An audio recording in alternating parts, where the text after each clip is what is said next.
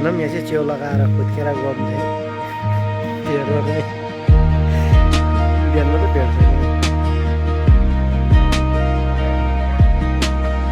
5 तारिक अक्टोबर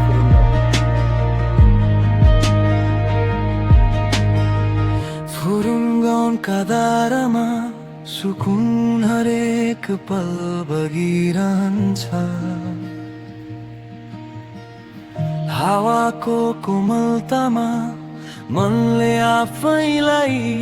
भेट्छ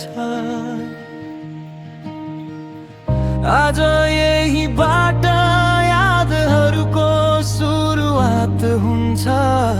हरेक यात्रालाई विशेष बनाइदिन्छ आशिका होमस्टे जहाँ रोकिएर मन भन्छ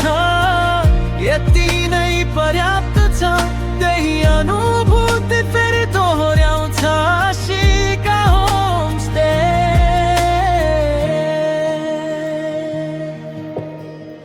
बिहानीको उज्यालो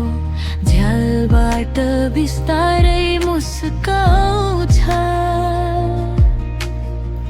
पहाडको मौनताले मनलाई नजिक बोलाउँछ यहाँ पाहुना होइन हरेक बसाइमा आफ्नै बनिन्छ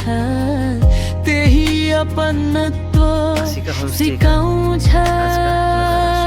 आशिका होमस्टे